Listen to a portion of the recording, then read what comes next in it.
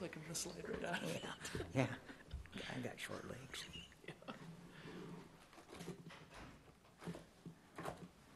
Okay, thank you, Tammy. I'd like to call, it is 6:30 at this time. I'd like to call the meeting to order. We have a full chair, so a quorum is present. Do we have any amendments to the agenda, or could I get a motion to approve it as it's stated to us? I make a motion that we approve the agenda as printed in front of us. Okay, is there a second? Second. Motion made by Mr. Coon, seconded by Mr. Gregg to approve the agenda as it's presented to us. Any questions? All those in favor of approving the agenda indicate by saying aye. Aye. Aye. Opposed, the same. Motion carried, thanks. Move on to number 3. Do we have anybody that would like to request to speak to the board at this time? Not, we'll move on to A under recognition. Heidi? So we have a thank you card from Deanna Nelson. And then we have a very long list of students, which you can see up there, that have been recognized in the middle school, high school. We also have the Ireton Elementary Student of the Month for August, September, and October. Another lengthy list. We have a lot of awesome students in our buildings. And then we have the Haywarden Elementary Student of the Month for September and October. Another very lengthy list.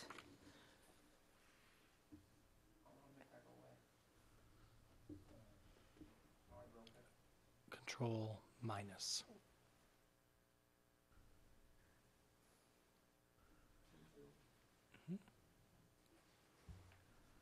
And then we have a list of middle school honor students that went to the Storm Lake Festival. And then we also have some choir students, the West Sioux Singers, that went and sang the national anthem at the Stampede game this past week as well.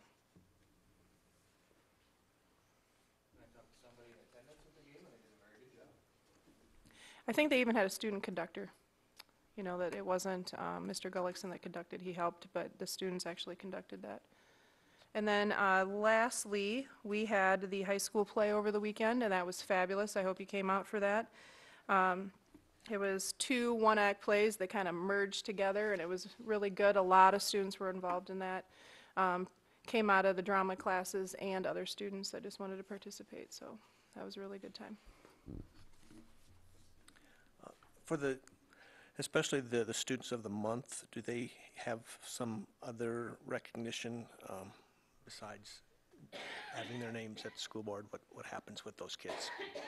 I believe they get a certificate, and then their names are also read as the announcements over the student population, so they all get to hear that. And it's various students for various purposes, various reasons. It could be a student has just really worked really hard and you know, kind of overcome some struggles. It might be one that's doing really good in class, but it could be a kid that maybe has had a hard time but has turned it around. So it's a lot of different reasons why teachers would nominate the students. And also in the middle school, high school, on those announcements, they're actually linked to a teacher. So it might be Mr. Martinson has nominated such and such student in their classroom. So a little bit more elaborate on the morning announcements for them. Also, I heard a rumor that we were going to do a musical this spring. I hear that rumor too, yeah. Is that actually true? Yes. Are we? Yep, Mr. Rutherford and I believe Mrs. Bach are pairing together to make that happen this spring. We were going to do that this fall, but being that it was Mr. Rutherford's first year, we thought it would be a great idea to actually take a little time and put it in the spring. So yeah, but it'll be pretty neat to have 2 events like that this year. So Well, and with all the participation that you had in the plays, a lot of those kids probably will want to be in the musical also. Absolutely, I think so. when we instituted the drama class last year, it's allowed kids who typically have a lot of activities and are involved after school with other practices that weren't able to participate as much in the plays to be able to sign up for that class and really increase the opportunities for them. So it's been great. Good. Thank you. Okay, does anybody have anything Anybody have anything else? If not, we'll move on to number 4, which is an informational item, and Mr. Kramer will guide us through that. We have received an open enrollment application from a student coming from MOC Floyd Valley. That does not require your action because the student moved into the district and they have the option of remaining in their previous district. Okay. Anything from anybody else? Moving on to the consent agenda, which is all action items. We have several things. We'll start out with the October minutes. Has everybody had a chance to read through those? See anything that needs to be changed or highlighted? Yeah, I have one item. And it's a motion by Gradert to approve the 5K run fundraiser for FCCLA. I don't think she was here to do that. I'm going to assume it's probably Tom that. It's under the new business. That would have been actually in August if it was the 5K. 14 lines down. That's accurate.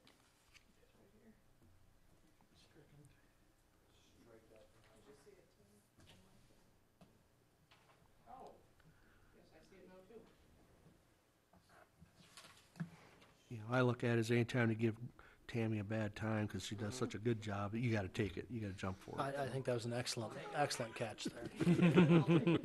So under October minutes, we have included what was apparently an August excerpt, and we will strike that from the minutes. Correct. Okay.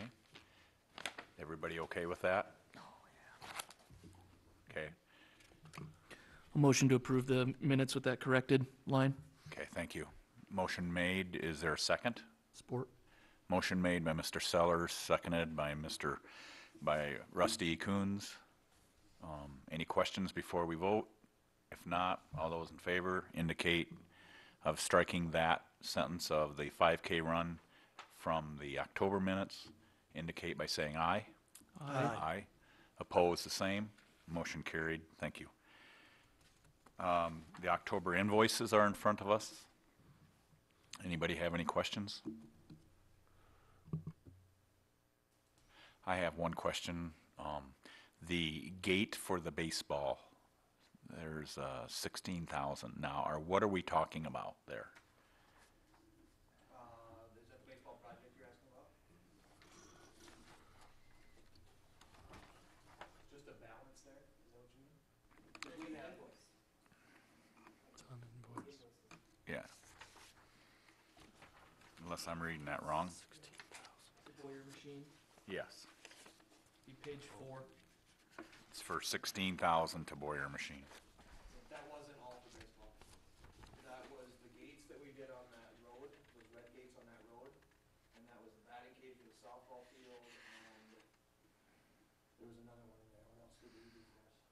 But that's a combination of invoices, that's not just one invoice. Okay, so there's several things that are like that on the invoices. For instance, it looks like we paid $8.49 for fuel to Truesdale Motor, and it looks like we paid like $2 a gallon for propane. And what Jake is doing is he's making sure that gets itemized out to the right code, I suppose, right? By putting that in there? Okay, because... Okay, because I assumed that, but I just wanted to make sure. Anything else? Ken, you had a chance to go over with Jake? Actually, I went with Tammy this time Okay. because Jake was not available.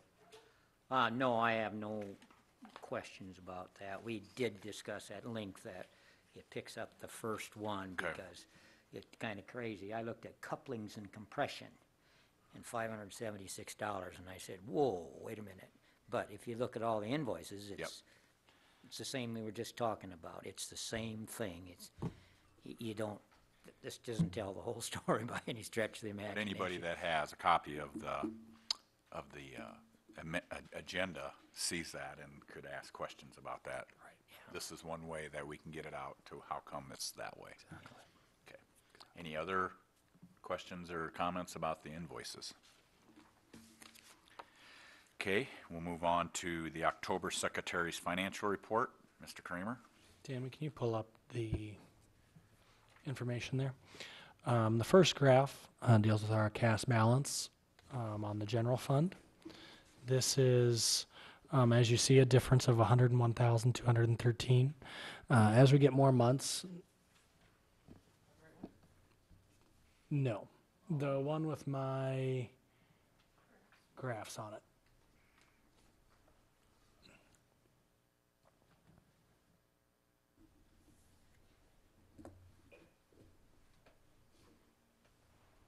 Perfect. You're right on. If you scroll up a little bit, or still on the cash balance piece, it is getting more in line with, as we go by in months, more months of the year, into what will happen to our cash balance. Because what we have is two different functions happening here. We know our cash balance will be less than it was the year before, because our expenditures will be more than our revenues. Our goal for the end of this school year will be a cash balance of 20%. So we'll have a 20% carryover. Currently, we're at 22%. So what we did were a few different things with our budget last year. If you remember correctly, we reduced our taxes locally to reflect that. So our expenditures have increased. So our forecast is to expend about 9.6 million, and our revenues will be expected at about 9.3 million. So this is reflecting kind of more as we get into what we'll see as a final total of about a $300,000 difference as we finish the financial year. Revenue to date, if you want to scroll down to that, Tammy, will again be reflective. We will have more revenue than in past years. But our expenditures, again, will be, if you scroll down, we'll have about 300,000. Go ahead and scroll down a little bit, Tammy. It's down. Sorry. Yep. I want you to go, yes, that way. Thank you. And then our expenditures, as you can see, again, are reflective of our expenditures to date. And we are exceeding past years by 184,000. Our expectation is that'll be around 300,000 at the end of the budget year.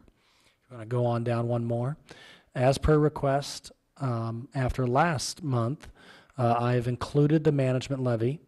There's a difference of 90,000 in the cash balance of the management levy. And again, you'll remember, as we approved our budget for this last school year, we reduced the management levy because we were carrying over about 250,000, I believe, is what we ended the year. Our goal for the management levy is to carry over about 100,000. So what we've done is our revenues, as you can see, you can kind of move the, how do you want me to refer to that? Page down. Page down. On revenue to date, our revenue to date is significantly less because we have reduced that tax burden on our local taxpayers. Unfortunately, as Rusty and I were talking, it didn't reflect that way in many people's property taxes because there were other taxes within that that went to the property that were not school related that increased. So our reduction of management levy last year was not necessarily seen by the local taxpayer. And our expenditures to date, you'll scroll down. Again, we see a difference of 52,000. This will be something as we kind of approach the next budget year where we will need to look at that management levy and determine what our expenditures are going to be because they will, again, most likely increase. Things that increased from this previous year that go into management levy we did have a couple more retirees, so that increases it slightly. The major ones that increased it were our property tax and then also our, Mr. Bach, but the break fix insurance. We had a significant increase in our amount there. Now with the break fix, there is positive. What we don't see in management levy, we see back in general fund. So it's not reflected in your management levy, but is definitely reflected in your management fund. So it's real tough to kind of get a hold. That's why we have to watch those two different balances very closely. But it allows us to take management funds typically and more or less utilize them in general fund. So we're getting money back that's in actually income, even though it's an expenditure out of management fund. And then also the next fund that we'll talk about is the activity fund. Significant difference from the previous year. But again, that's deceiving because there are significant flow in, flow out funds that we're talking about. The Washington, D.C. trip carrying over about $27,000. The Ironton softball complex has, I believe, about $66,000 in there, and then also the baseball improvements. So these are all things that have come in funds, but there will be expenditures in the neighborhood of about $120,000. So if you use a comparison on that amount, we're roughly at about the same amount we were in the previous year on our cash balance. And then revenues obviously significantly increased, and expenditures, if we scroll down, have increased, but not necessarily yet reflective of that increased revenue because some of the project has not been completed in the Ironton softball, and the baseball complex is yet to be completed also. So once those bills come in, once that work has been completed, we will see a more reflective activity fund of what actually is happening within that area. And that's everything for the financial report.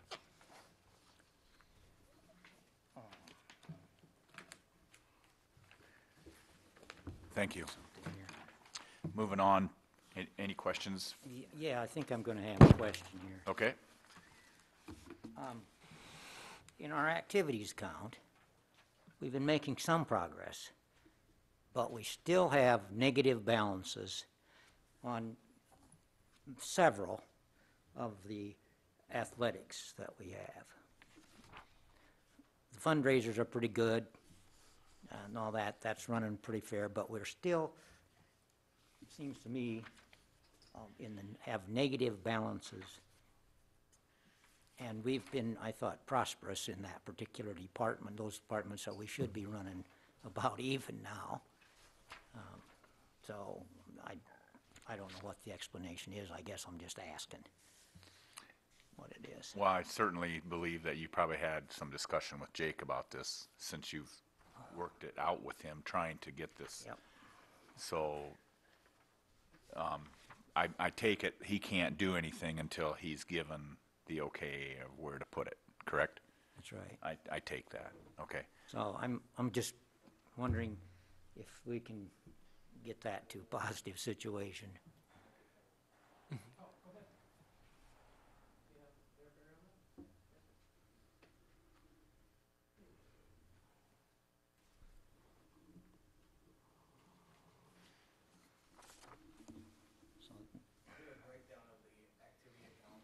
Mike, Yes, Ben, I have. Mike. I have. I did a breakdown of the activity accounts here. I'm gonna make it actually a little bit bigger yet even. Is that all right, or should I go bigger yet? No, you're good. That's good. Or not. No, I'll just do what I want. That's what I was gonna do anyway.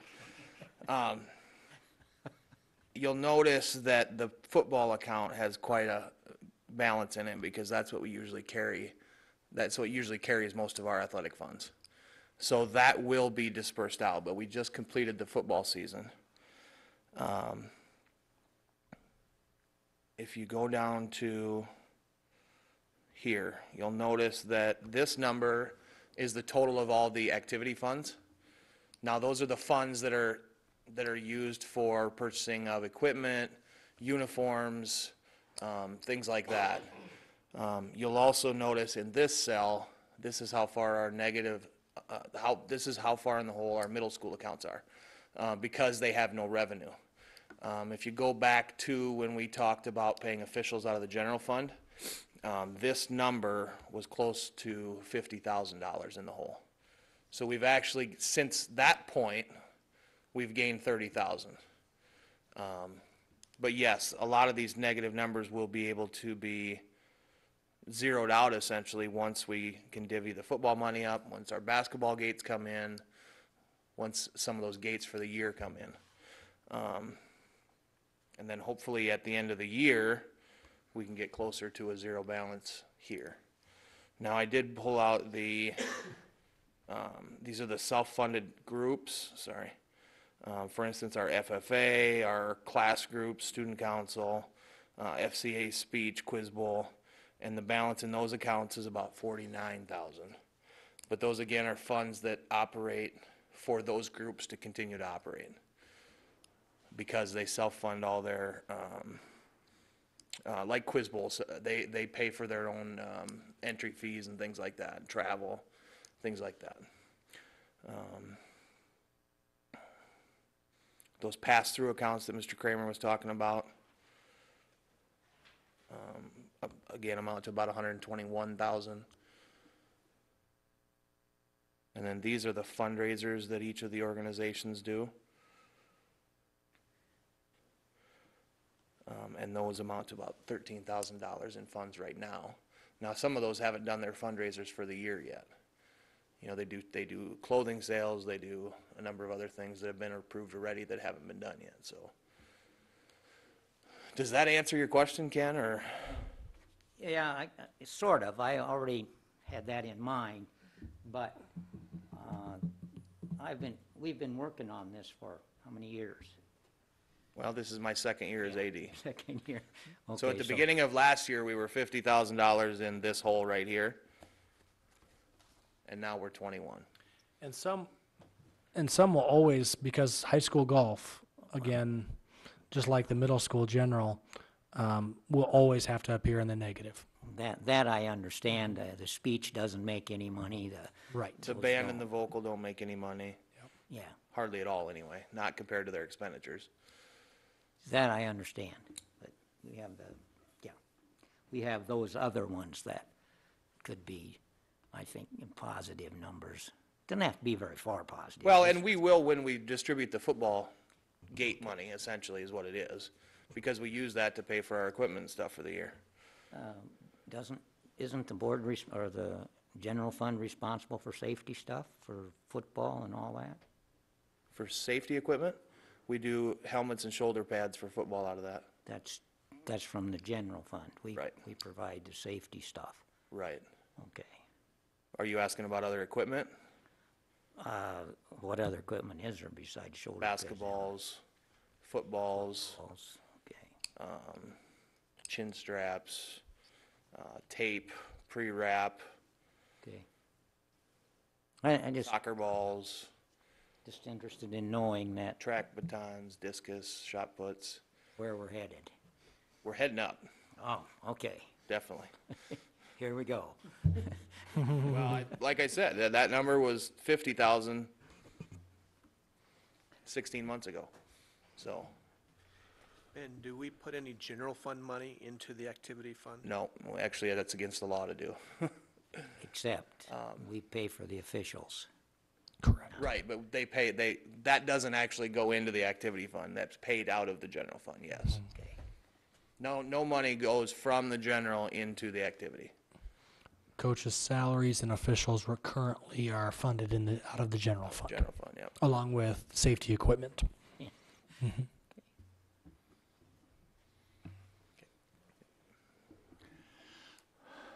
Okay, thank you. Thanks, Ben. Moving on to D, under personnel, we have contracts. Mr. Boza? You are the presenter. The contracts that are up in front of you right now are for the cheerleaders, or the cheerleading advisors, which would be Melinda Bach, Peggy McKinney and Ashley Peterson are gonna split the wrestling one. Amber Rule has taken the basketball cheer sponsor. And then there's a contract in there for Benji Kasel for football, and Denny Wareheim for middle school boys basketball. Any other ones? Jesse Strong for assistant high school boys basketball is the other one. Those are all the ones. Jesse Strong took the assistant high school position. That's what his resignation is for, in his middle school position, and then Denny Weirheim took his middle school position. Okay. In the case of Benji, how does that position fit into the participation levels guidelines that we have for that? We had a halftime position available yet, and we would have, I was going to put it on the board in the September, but we got some guidance to do some further research there. And then with everything that happened in October, it got overlooked in October, so that's why it's on November. But there is a halftime position yet available there. Okay, thank you.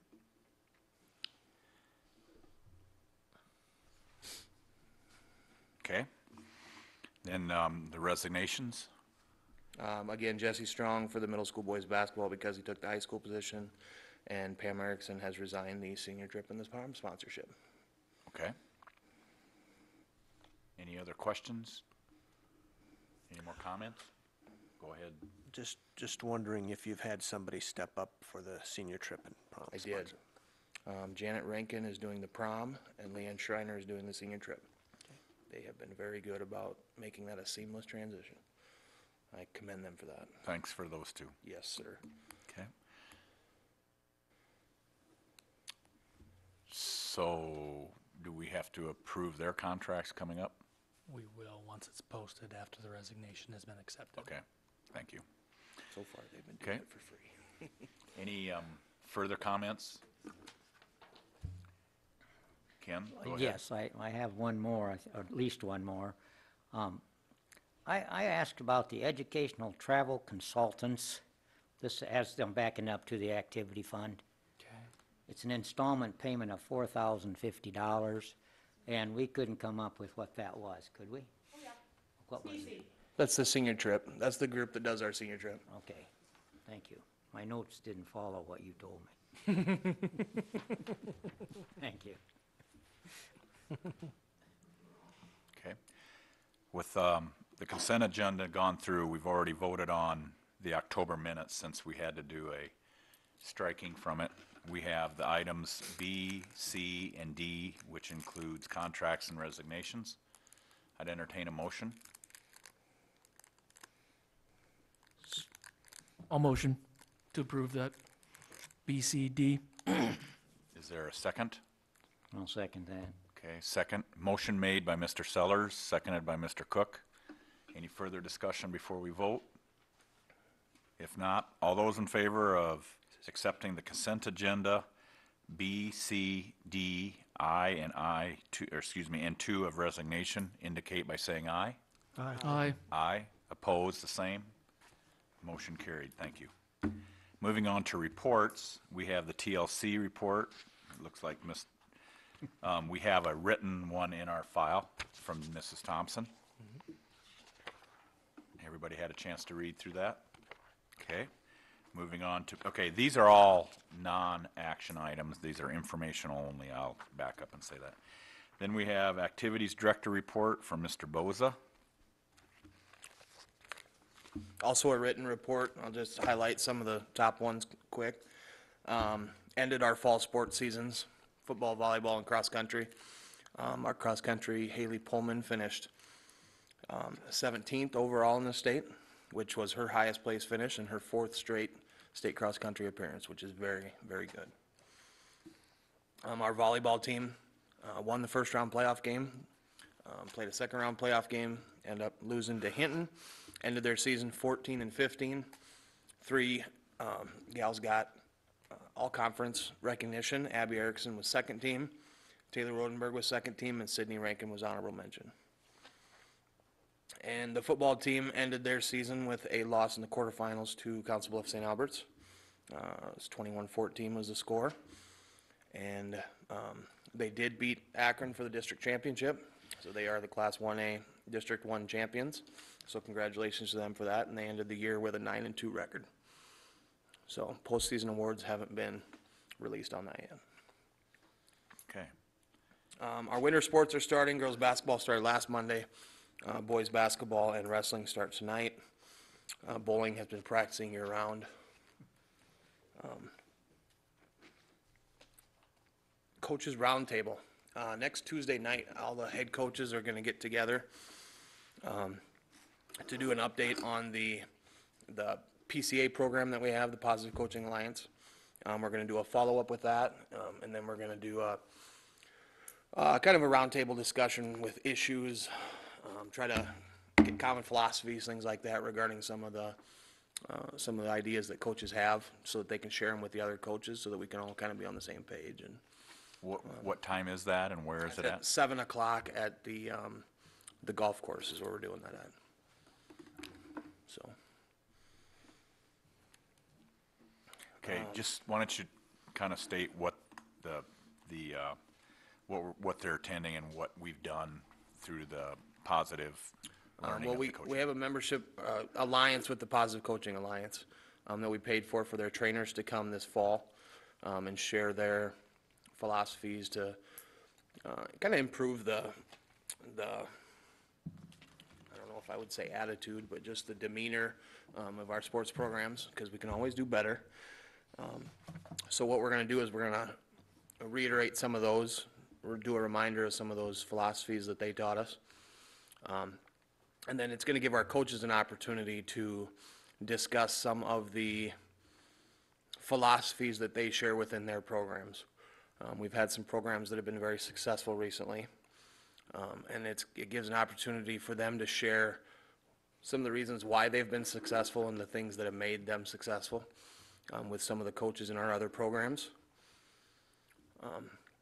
It's also going to give us an opportunity to discuss any issues that we're having as we move from season to season.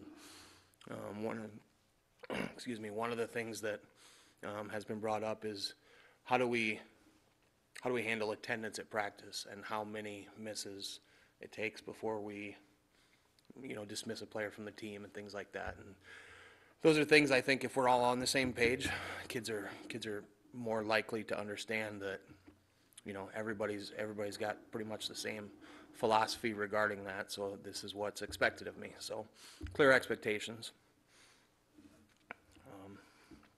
So yeah, does that answer your question? I just Yeah, wanted to highlight, since we use initials a lot, Oh, yeah. why we're doing this and what this is in reference to. It gives the Yes. public knowledge and what's going on. Yep, very good. Also had some volunteers this fall that did a really good job in kind of just improving the experience of our programs.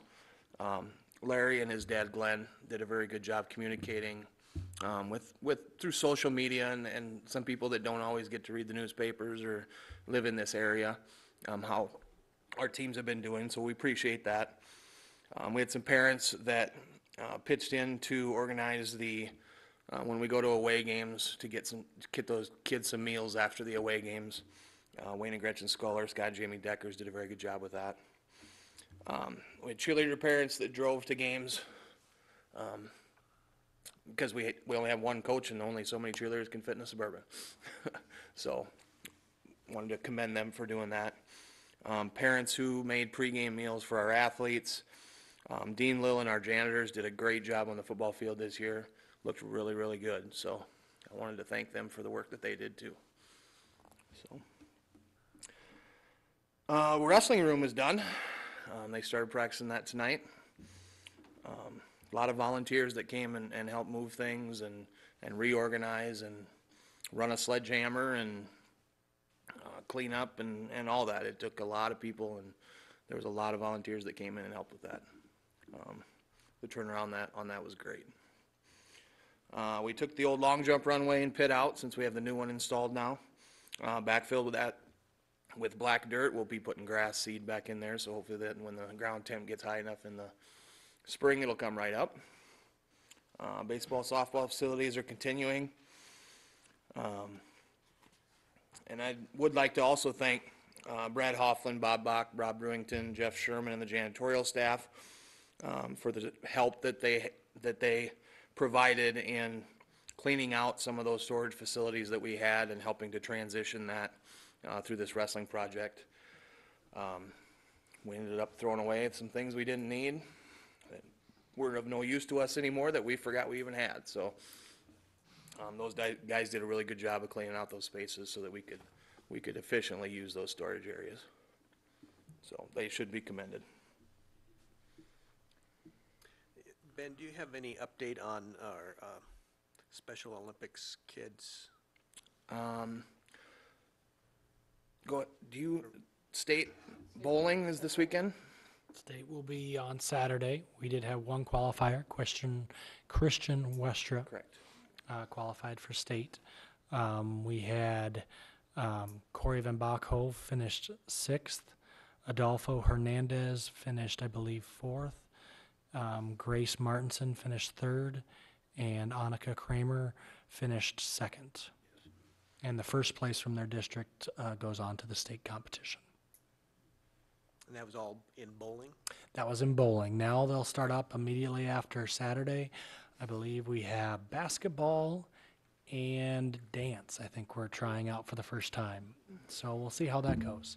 Also, Morgan would like to do, and we're seeing if we can kind of convince one student and actually see if the other kids are interested, but they have a combination team where they have 2 students who qualify for Special Olympics, and then they also include another age-appropriate student who is not a qualifier for Special Olympics, but they get on 3-person teams, and then they do a team game type thing with different rules and requirements, but also includes what would be a non-disabled Special Olympic participant with those who qualify. So we're going to see if we can do that too. So it's really neat opportunity for kids, and I had the opportunity to give one of the students a ride, and he still talks about, well, I did give him a hard time because the only reason we did go to McDonald's, according to him, was that he did so well in bowling. Otherwise, I wasn't going to feed him, he thought. So, so that was good. And who is the coach of the Special Olympics? Morgan State.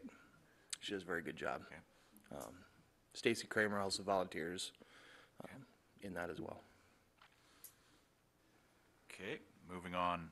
Mrs. Thonsted's probably a written report in our packet. That's correct. She is in Iowa City or Coralville, I believe it is actually at the ELA conference. And they left last night, a group of them and that is a requirement for our English language learners that we have an administrator and multiple staff members attend. Okay. Then we'll move on to Mrs. Vasquez. So I have a written report for you as well. However, I'll highlight one of the things that I'm partnering with the TLC to do is what we call learning walks. And so it's when you go into the classrooms and you observe various things. You can have different focuses. Right now we're looking at instructional strategies, trying to improve in student engagement. And so we kind of have 2 categories that we've identified and put these different instructional strategies into, which would be teacher-centered or student-centered. Teacher-centered are ones where the teacher does a lot of the heavy labor, the working, the talking, the thinking. Oftentimes student engagement is a little bit lower on those. And then student-centered activities are ones where you hear very little from the teacher but more from students. Oftentimes the classroom is a little bit noisier, that sort of thing, but students are more engaged. Therefore, they learn more and they learn deeper. So we're focusing our PD on those things over the next few months. However, through the learning walks, we've collected some data, and this is something I'll do each month, where we go into every classroom for about 3 to 5 minutes, and we observe what's going on and document those things. And it's a building-wide look, so it's not, even though I go into every room, it's not something that's evaluatory to each teacher. But the first month, September, we had about 70% of the instruction was teacher-centered, and it's dropped down to 48%. So there's a need for teacher-centered instruction, but it shouldn't dominate the instructional strategies. So we've been working on that, and that's really good. And then the goal, too, is also to get other staff members in learning walks so they can see their peers teaching and different things like that. So that'll be coming too, where it wouldn't be just me going in to see things, but it'd be others seeing each other work. So similar to a medical model they do that. They shadow each other. So. What would be an example of student-centered instruction that you're looking for? So a teacher could pose a question, and instead of doing like, say all 20 kids are staring at you and you ask the question and you call on little Joey and he answers, it would be, I pose the question as the teacher, and then the students talk to like a group of 4 and they discuss the answer to them, you know, to each other. And then you might ask the large group, okay, from your group, tell us what you guys came up with. What did you guys come up with? So it's more interactive, like student to student. Research shows that when kids are talking to each other and working through purposeful stuff, they learn more than if they're just hearing something or doing a traditional sit type activity. So. Are your learning walkthroughs scheduled with the teacher, or are they unscheduled? They're unscheduled to some degree. Like I'll email out. So let's say if I was going to do it this week, I would send an email out saying, by the way, I'm going to do a learning walk this week. I try to schedule them based on hitting different class times, so I don't hit, a certain teacher every day, second hour. We mix it up from one month to the next. If there's a sub there, we don't go in, that sort of thing. But I let them know when it's happening, and they know now, too, that it's going to occur each month. And I've kind of showed them various reasons why someone would be in their room, so they understand, like, probably only 1% of the time that someone's in your classroom is it for evaluation. Most of it's for other things, for growing and learning. So we're working on it. Okay, any other questions for Heidi? Moving on to the superintendent report with Mr. Kramer. Tammy, could you bring up the school improvement needs assessment? Yep. Could you go then to page, I believe it's 16. Yeah, I'm going to try to help you out. Would be survey item 11. Keep scrolling down.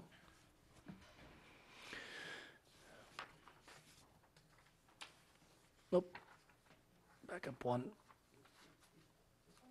There you go, right there. I'm just going to highlight, this was the survey that was sent out to board members, staff, parents, community, and students. And I wanted to highlight some of the results of this. This is now a requirement yearly for school districts to conduct a survey of those groups and then take that data to make any changes that may be needed from the information that's provided. One of the items that I kind of wanted to highlight was the student achievement barriers, such as poverty and lack of family support, can be overcome by quality teaching and learning. Interesting data points here. On 69% of board and staff feel that this can be overcome, these achievement barriers. Parents, 49%, and students, 54%.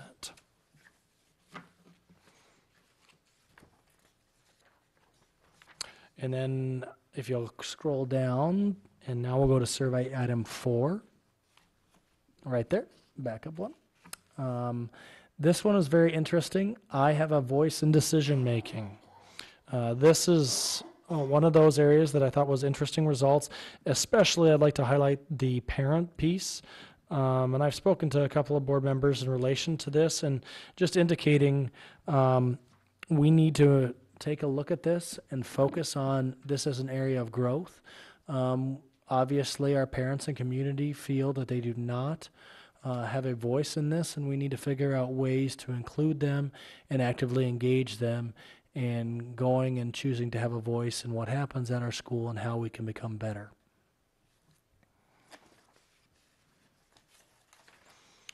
And if you want to scroll down, we're going to go to item number 15. One more right there. We use research-based instructional practices in this district. Our staff believe very strongly, 65%, that we do research-based, and there is kind of a 33% from parents and students. This kind of illustrates the need to really demonstrate why we're using these instructional strategies, whether at parent-teacher conferences. We need to illustrate how we're utilizing these and also to our students while we're in the classroom, so they best know and match up with what the teacher, or excuse me, what the staff and the board feel.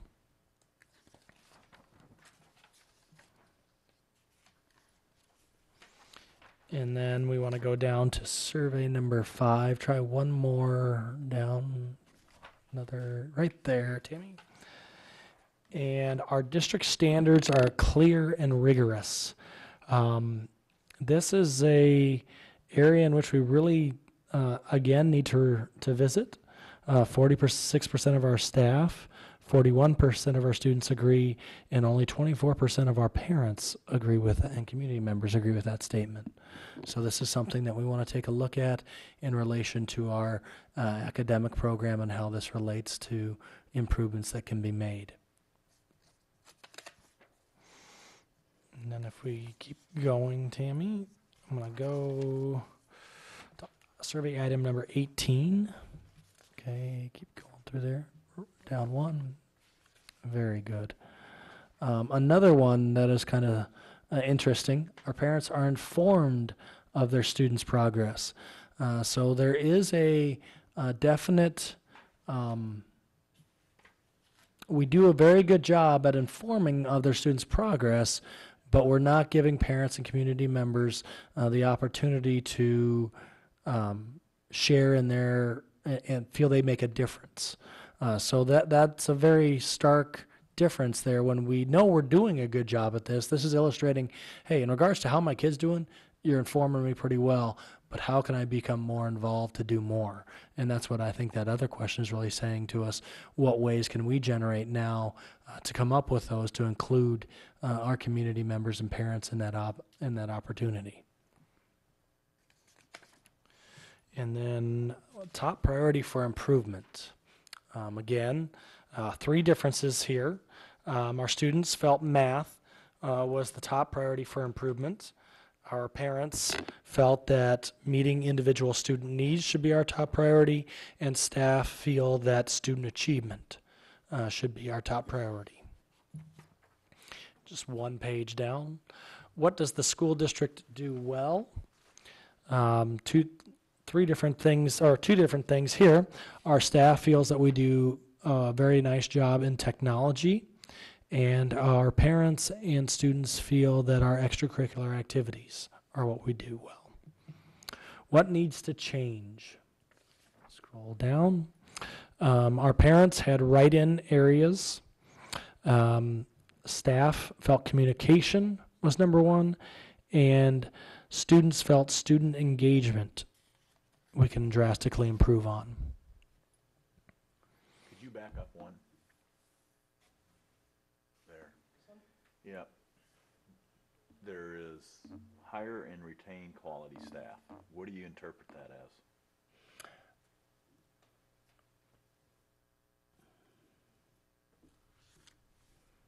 That wasn't their number 1 item. Okay.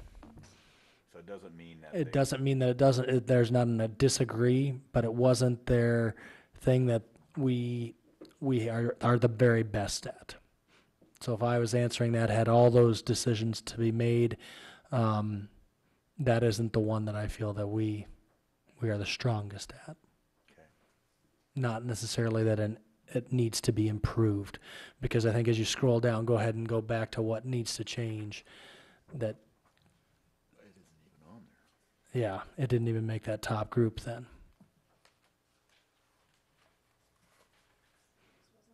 So then that would be 0. Correct. Now, if you kind of scroll down in the comments, this is what is called a wordle, and words that would appear multiple times as you were filling out that are largest. So top priorities for improvements in the areas of comments: students, college, math. Many of these things are vitally important, as they mentioned in their comments. Go ahead and scroll down one more. Again, what's the district do well? Teachers, students, activities, extracurricular, all those things are in large words and seem to be appearing multiple times within the comment section. and change. Let's see, students, kids, board, teachers, absences, bullying, learning, playing, many of these pieces change items. Scroll down, major findings. Strengths and needed improvements. The school board, SIAC administration, and leadership team should study these results and compare them to other data to determine strengths and areas of needed improvement. Some major strengths and recommendations are offered here in the next 2 slides. The strengths: over half the staff expect higher achievement and are clear about what the district is trying to improve. Most respondents believe that parents are well informed of their students' progress. Nearly all staff and parents say that the school board can have a positive impact on student achievement. 4, virtually all parents and staff members agree that parents must be partners in education. And number 5, most staff members say that virtually all students can achieve at high levels and barriers can be overcome.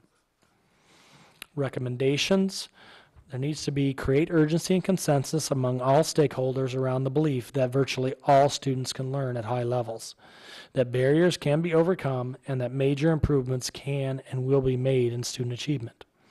Place major emphasis on effective instruction, the content and rigor of the Iowa core standards, and on active student engagement in the classroom. Number 3, continue to improve the assessment system to align to the content and rigor of the Iowa core standards. And number 4, ensure that all stakeholders know how leadership teams are organized and understand how they have a voice in decision making. What I'll do with this survey is we'll have the results placed on the website, so everybody will have access to that survey. And then we will continue to take a look at this in reviewing our goals and individual professional development plans to see how we can continue to align to those.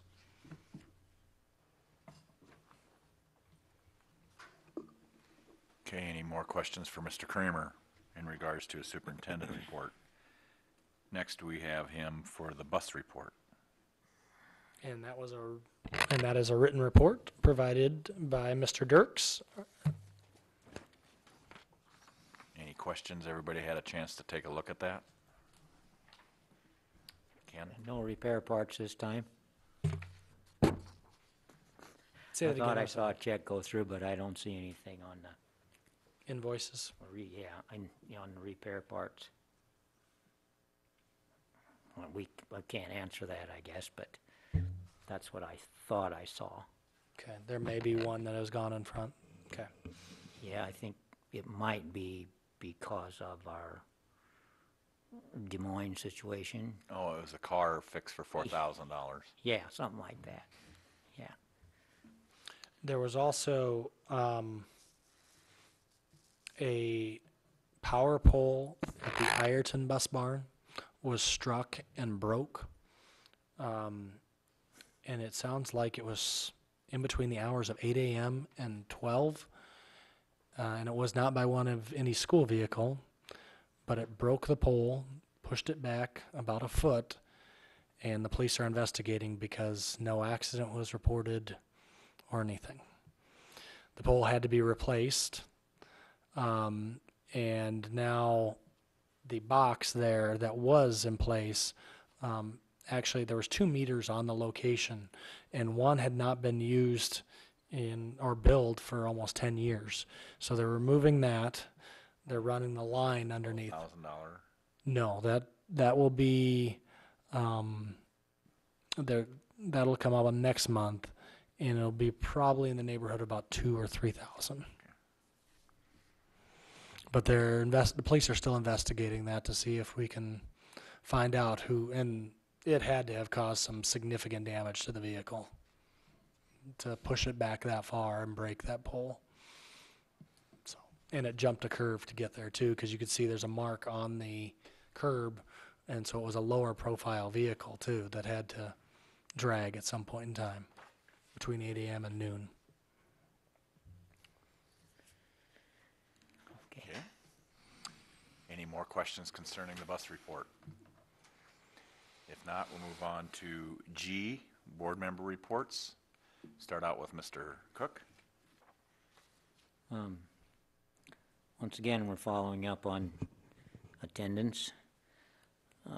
This month, the interesting part to me was the most number of days taken was professional leave, which is professional development. We must be doing wonders there. Anyway, we're running a pretty even with, well, actually, this month we were 3% above what it was last year for that month. So for 4 months, well, 3, I guess, for 3 months we are ahead of the game. That's what I like. I don't know, and I'm sure it's important to have the teachers in the classroom. I think that's my thinking on that. That's all I have. Okay, thanks, Ken. Does anybody have anything else? Well, I mean, this is related to teachers being out of the classroom. Substitute teachers, I know we've had to do some additional advertising to try to attract them. How are we sitting now? Do we have a pool of substitute teachers we can call on now that, Tammy might be able to best answer that because she's been, yeah, well, and actually this week is a challenging week because of the number of teachers. One of the goal areas, and if you remember, Mr. Bose, you might be able to refresh my memory on how long ago APL, what year did we do that as a staff?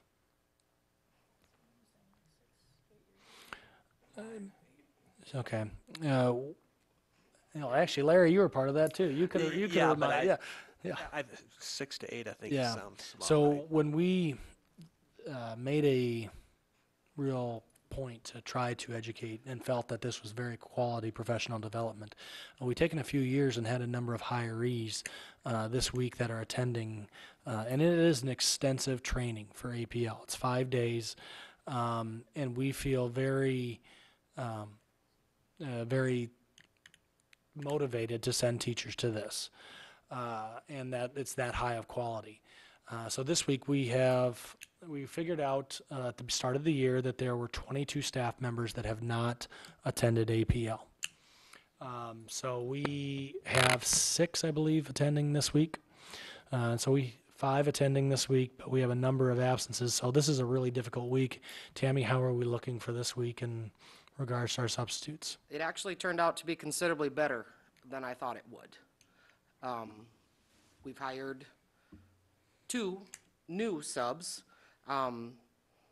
Plus today, Matt Gustafson, who was a teacher last year, came in to sub for us this week. And Wayne Nelk started subbing this week too. So it actually turned out to be way better than I thought it was going to. And did you get some new ones through the advertising that you? Yes, 2 of them. One is there quite often. Her name is Mrs. Beerley. And the other one is Mrs. Costers. She prefers home ec, or not home ec, family and consumer sciences. But she comes in and helps when she can too. So it's been getting better. Are you still having times when you can't get enough subs for? Yes. And then it's a matter of combining classes or Then study halls? I start begging for people if they'll give up their prep period, to fill in the classroom. And if I get, or I hit up Mrs. Vasquez or Ms. Hensley to cover the classrooms for the day. If I get backed into a corner, I'll send them to the library. Do you have any thoughts on how we might be able to attract more subs? Larry, you might be able to do that. I believe Mr. Cook does too, though. I believe we that. have 2 right here. I did that once. What do I have to do to get you 2 back in the classroom? But that wasn't my question. I don't know. So many of them, if they wanted to work full-time, they would, so, and it's, completely up to them if they choose to. The biggest thing I would like to see is the elementary school, to me, appears to have more subs than we do. But there's a lot of them that they don't want to sub in the middle school or high school. And I'd like to convince them that they're just older elementary school kids, but I can't And- talk them into it. And the elementary probably doesn't want to share those subs with you They either. really don't, no.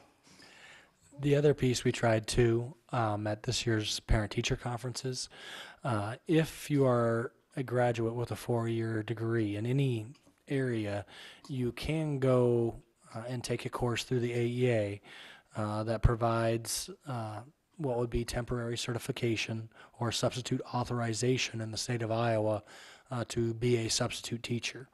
Now, you cannot teach for the number of days in a row that a regular substitute teacher might be able to, but they did expand that where it used to just be only certain grade levels they will allow. Now it's all grade levels that they will allow you to substitute in. So those even without an education degree can get their substitute authorization through the AEA. Are those classes free?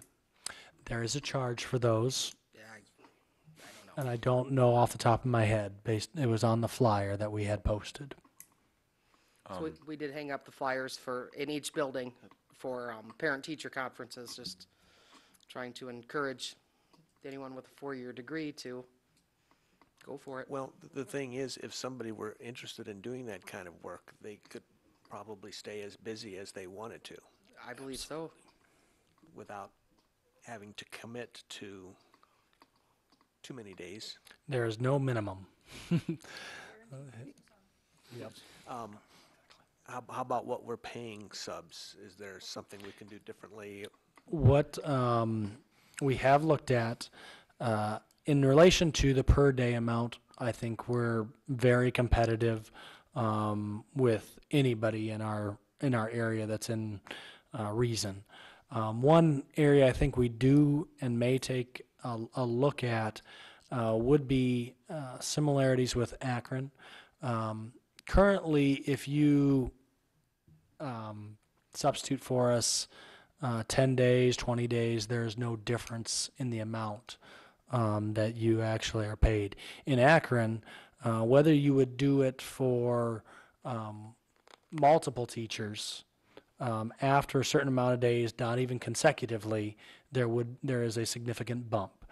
We do offer, if you're a long-range sub or a long-term substitute, for one teacher, consecutive days, we do increase. That is a dramatic increase on our payment, and I believe it's a portion of, we've had the figure on base pay. Is that correct? Yep, it's a percentage of base pay, and it's better than double what the regular pay for subs is. Right. So actually, surprisingly enough, we have not had as it is still difficult to get long-term subs even with that payment amount. That is almost double the amount of what it is. It's still difficult to get long-term substitutes. But I think it would be interesting to take a look at to see if we might be able to entice people to do, motivated to, if we set that number at 15 or 20, once you've reached 20 days non-consecutively, you get a bump in pay to even, because we do have a number, and that is it's a competitive atmosphere out there, and if you can have somebody for longer, you might be able to entice them to stay, because we do have a number that come from Rock Valley, West Lyon, Sioux Center, Orange City that come into our district. If they're not getting a job that day in MOC, but there's real no incentive to just do that certain days at a time because they still prefer to stay in their home district. So And we probably don't pay mileage for we them. do not pay mileage. No. Well, personally, I would like us to try to attract more substitute teachers. I mean, I don't like the fact that we don't have enough and then we've got to put other people in those positions and then their programs are hurting. So, if you can come up with some ideas, I think that's something we should really talk about. And we do have some other retiring teachers coming that might be more interested in doing some substitute teaching, but we need to be attractive to them. And it's one thing to be competitive. We need to be more competitive probably than a Sioux Center or an MOC. We can't just offer this, maybe the same salary, lose out on them. Right. And you could maybe, for these classes, if there's a cost, if we contributed to that cost or paid it completely, that might encourage some more people to get involved. And if they're doing it from our district, they're more likely to stay and sub in our district. But I think we lose a lot when we have teachers out of the classroom. And we lose even more when we don't have an adequate sub for that classroom. So if we can do both and keep teachers in the classroom more, but there's going to be times when they're gone, if we can have a big enough pool of subs that that will cover our needs, I think that will really help us educationally. I agree. Yes, Ken. Is there any other criteria for being a sub besides four-year degree and going to that class? No. So all of our subs are required to be in that category? That is correct, at a minimum. Do you have to have a four-year degree if you take the substitute class? Yes. Full one? Yes. I think so. South Dakota, you do not. Iowa, yes. I thought, do we do background checks or anything along those lines? That is a requirement, yes. Okay. I thought that. I was asked that question sometime back. Yep, no, it's a great question. Okay. And then I did have another question, unrelated. Do you have any thoughts on what our negotiations timetable is? I've taken a look at that just recently because that's actually on my whiteboard. There's 3 items on my whiteboard, and that's one of those items. So taking a look at that. So we had talked last year, I believe, about even having some preliminary meetings to November, things December. out of the way Exactly. for actual negotiations. So I agree.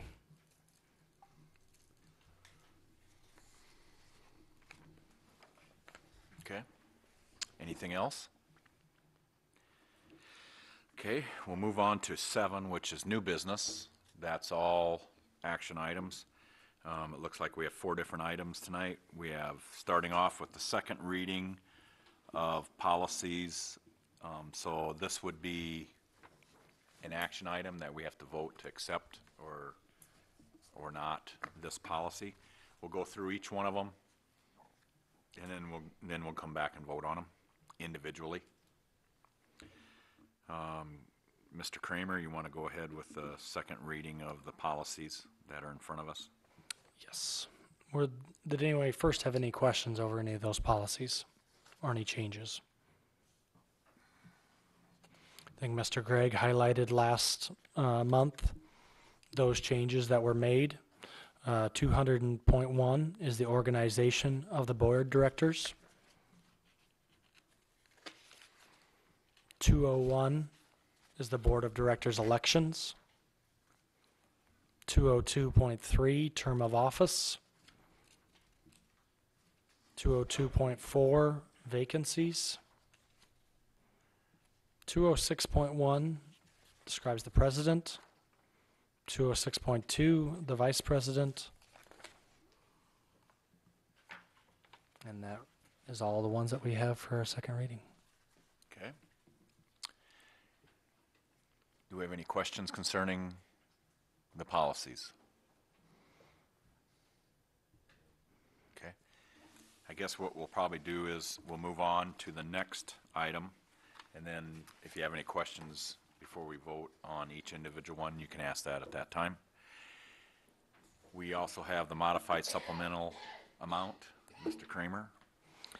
This is, the modified supplemental amount is due to an increased enrollment. We had an increase of 9.9 students. This allows us to request authorization from the School Budget Review Committee to place on our supplemental weighting. It is not cash backed, but it does allow us to increase our limit. and I would recommend that we approve that. The next maximum modified supplemental amount is for our students ELL beyond 5 years. What is funded for ELL is 4 years. Every ELL student in the state of Iowa is assessed yearly, which is our LAU test.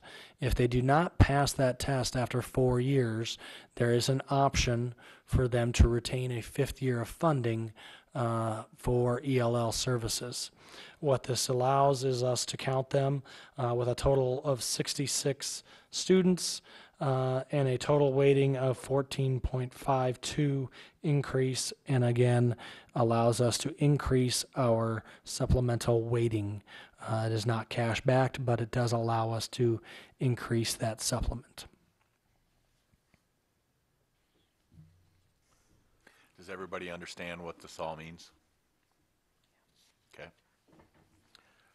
Well, we eventually will get more spending authority with that? That is exactly right. That will provide us for both of those situations, would increase our spending authority in those areas. So like instead of 100% supplemental weighting, we can go upwards, and that just lets us spend more of our own money on that. Correct. Okay. And we also have, any questions on that? Okay. Moving on to number D, which is the bond refinance. We've had 2 discussions in previous meetings about this. So this is an action item tonight if we want to do this or not. Mr. Kramer. So the cost of issuance, that was the question last month. Piper Jaffray's profit would be $60,774 from this. To just explain it in that terms, because that was the question. There are 2 different options. The one option being of savings at the end of the term of the bond, or the savings over a period of time. The one that I would recommend that we go with is the bond refinancing that would save the most money for the term of the bond, because we do have financially within the PEPL silo account, we are able to pay the continuation of what we currently have as payments.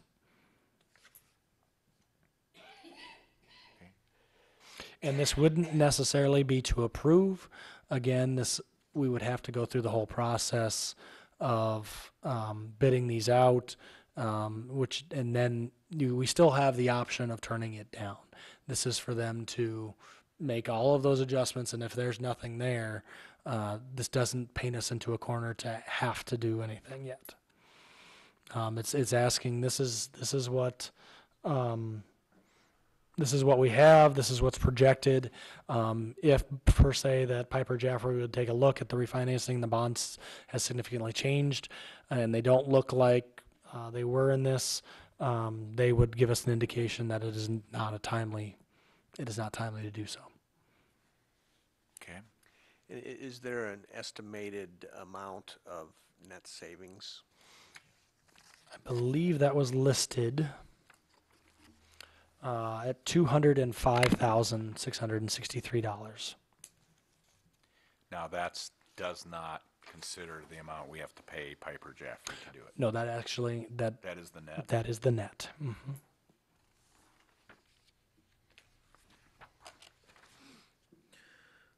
Okay. Mr. Cook, do you have anything to add? You've had several discussions and investigations into this.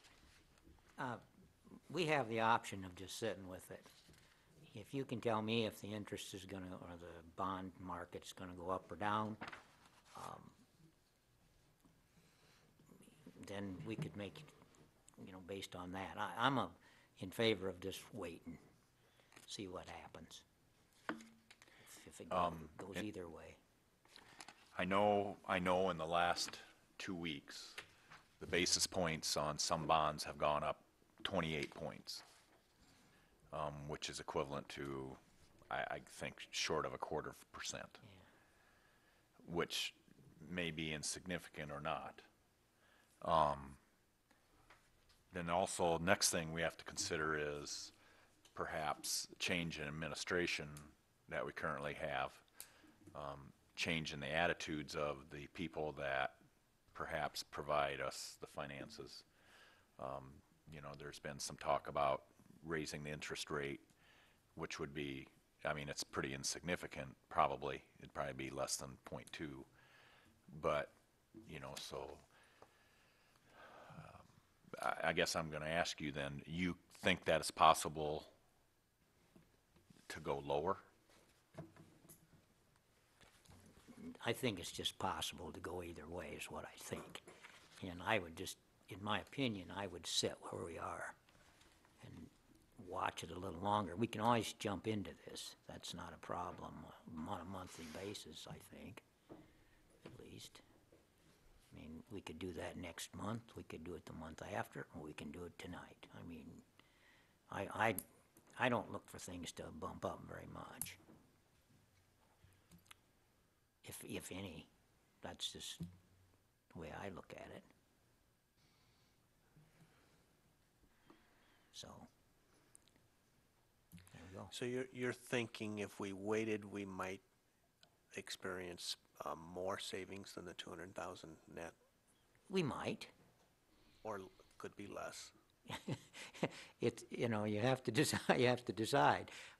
Well, that's why I'm asking you. Throw the dice and then see what you want to do But we already know we could reap $205,000 in savings. over, how long a time.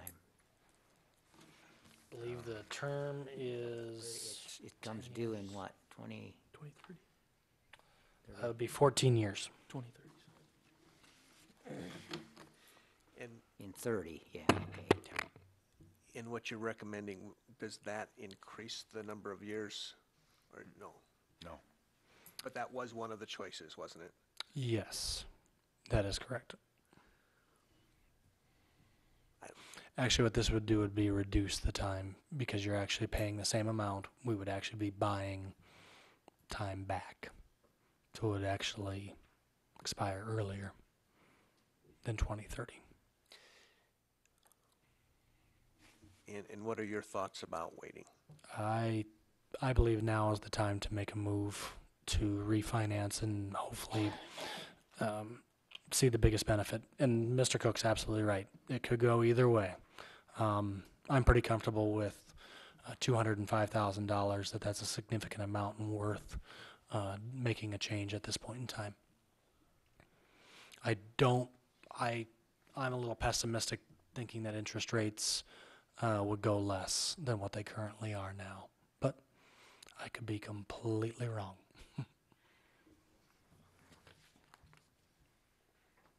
Well, it looks like in the verbal part of it, looks like from Piper Jaffrey to Jake, the estimated interest rate in August that they gave us was 2.15. Then this is 2.10, and a similar refinancing was done for Comanche, and they had an interest rate of 1.99. So it's kind of all around in there, but. One thing you need to know, though, about the bond markets is the fact is the rate that you get back for competitive might not be reflective of what interest rate markets are. It may be the aggressiveness of the people buying those bonds. Because we found that out when we did our school bond. Yes.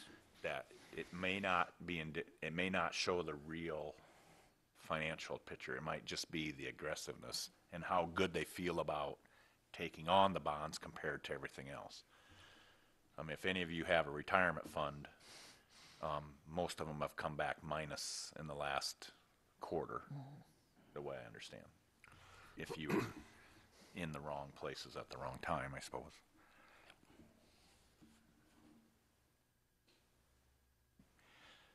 This is an action item, so we will have the opportunity to come back and express through a motion how we feel. So, is there any more questions and comments regarding this? Okay, at this time then what I'd like to do is start up with A, that's concerning the second reading of the policies that Mr. Kramer explained to us. This is actually the time when we vote to put it in or out. So I'd entertain a motion on this, on A. So move. Is there a second? Support. Motion made by Mr. Cook, seconded by Mr. Coons. Any further discussion on A? All those in favor indicate by saying aye to accept the second reading of the policies 200.1, 201, 202.3, 202.4, 206.1, and 206.2 indicate by saying aye. Aye. Opposed, the same. That motion carried for second reading. Moving on to the modified supplemental amount Mr. Kramer presented to us. Entertain a motion. Motion to approve the modified supplemental amount. Okay, is there a second? Second.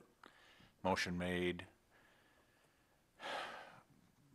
by Tom, seconded by Mr. Gregg? Okay, excuse me. Any further discussion before we vote? If not, all those in favor of adopting the modified supplemental amount Mr. Kramer presented to us indicate by saying aye. Aye. Aye. Opposed, the same. Motion B carried. Under C, maximum modified supplemental amount, I'd entertain a motion for that. I'll move we accept the maximum modified supplemental amount as presented. Okay, is there a second? I'll second that. Okay. Motion made by Mr. Gregg, seconded by Mr. Cook. Any discussion, questions before we vote? If not, all those in favor of accepting the maximum modified supplemental amount as presented to us indicate by saying aye. Aye. Opposed, the same. Motion carried. Under D, the bond refinance. It'd be through Piper Jaffray as it's presented to us. Is there any motions? We can also include tabling it if we want to, just so we all know that it's possible. We did table it the last time, and we sure can do that again.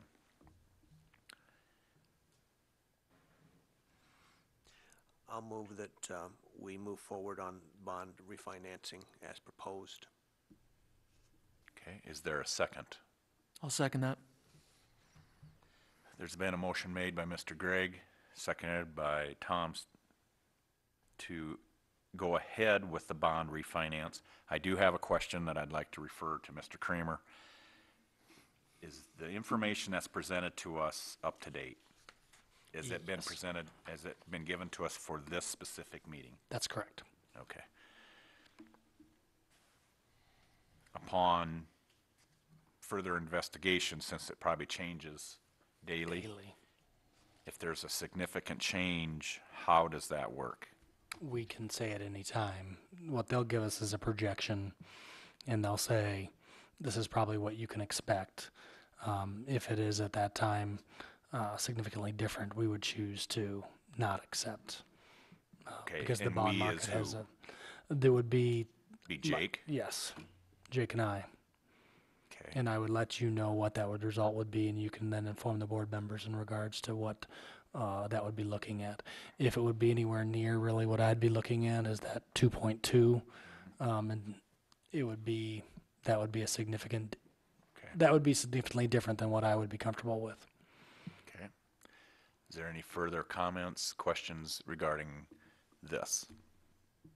Just make sure we ask them, because this is school, this is a big thing for the school finance. Just so we know, we have a bond that's coming due in 2030, which is 14 years left. We're going to refinance it through the bond market at a lower percent interest. That could be an estimated savings of $200,000 or $205,000 net. We would have to pay Piper Jaffray approximately $67,000 to do this, and so that's basically what's been presented to us. Any questions on that? Okay, we're going to take a vote. All those in favor of going ahead with the bond refinance as it's been presented and explained to us in the meeting here indicate by saying aye. Aye. Okay, I am also voting aye, I'm sorry. All those against indicate by saying aye also. Motion carried. Thank you. That concludes the new business. At this time, we have scheduled on our agenda to go in closed session, which is, can you read the reasoning behind that, please? Sorry, I don't have that right in front of me. Do you have it, Tammy? I got it. Okay.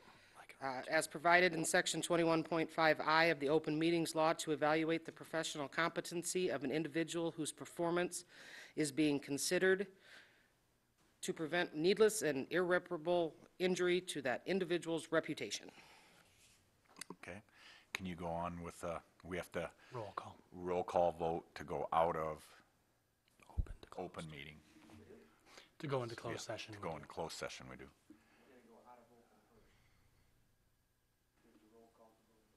We got a roll Yes. call to go into closed. Ken Cook? Here. Aye. Aye, okay. Aye. Russ Coons? Aye. Larry Gregg? Aye. Gary Witt? Aye. Brian Kramer? He's not a vote, they're not a voter. Vote to go in. So we're gonna go into closed session now. Correct. Yep. Okay, we will come out of closed session and we will come and get you guys. Thank you.